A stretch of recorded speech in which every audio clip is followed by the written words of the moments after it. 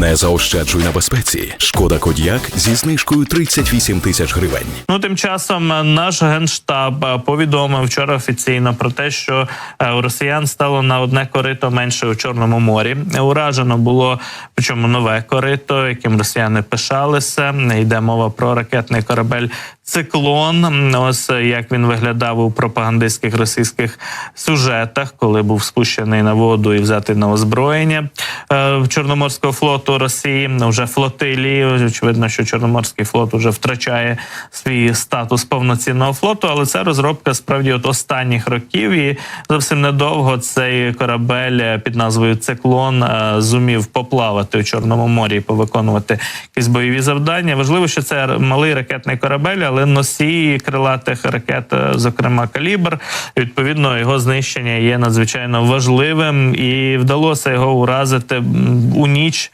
на 19 травня нашим військовим. От цей корабель, який називають втіленням російського проекту 22800, типу «Каракурт», вдалося знищити. Бачимо, на ньому вже новітня електроніка, сучасні радари, сучасне озброєння стоїть. І от цей корабель, як повідомляють наші військові, було знищено в ході удару, ракетного удару якраз по бухті у Криму, по бухті Севастополя, де він перебував, базувався, і, зокрема, російські телеграм-канали, такі як «Астра», пишуть про те, що 3 ракети влучили по причалу, біля якого стояв цей малий ракетний корабель «Циклон», і в результаті влучань, за даними «Астри», це наш Генштаб не пише, скільки ракет, яким озброєнням, просто підтверджують офіційно наші військові, що «Циклон» таки булькнув на дно, потонув, а от росіяни у своїх телеграм-каналах описують цю ситуацію значно детальніше, і от якраз пишуть про те, що 3 ракети влучило, хоча це були і атакамси, і з касетним боєзарядом, але вистачило цих ударів, напевно, були вони неймовірно влучними по цьому кораблю, вистачило цього, аби створити проблеми технічні на цьому борту, створити якісь пробоїни, технічні неполадки серйозні, і цей корабель в результаті ракетної атаки затонув. Також про ймовірні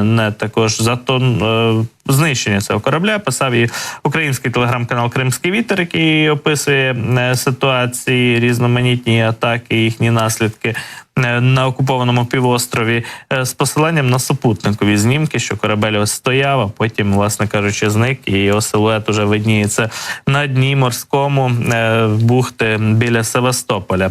В російському міністерстві оборони повідомляли, що 19 травня зранку і впродовж ночі засоби ППО збивали над Кримом ракети «Атакамс». Йшлося про 9 таких ракет і про 1 безпілотник. А так званий губернатор Севастополя, представник окупаційної влади Розважаєв, теж писав про ракетну атаку по Севастополю, внаслідок чого було пошкоджено декілька будинків. За словами Розважаєва, про якісь проблеми у бухті, про проблеми з кораблями Розважаєв тоді не писав, і вже у військово-морських силах України теж повідомляли після цієї атаки, що було знищено, зокрема, тральщик «Кавравець» російський, і це фактично був перший підтверджений такий успіх ракетної атаки за останні дні по Криму. Виявилось, що не тільки «Кавравець», а ще і ракетний корабель «Циклон», який набагато цінніший для росіян, так само було потоплено в ході цієї атаки.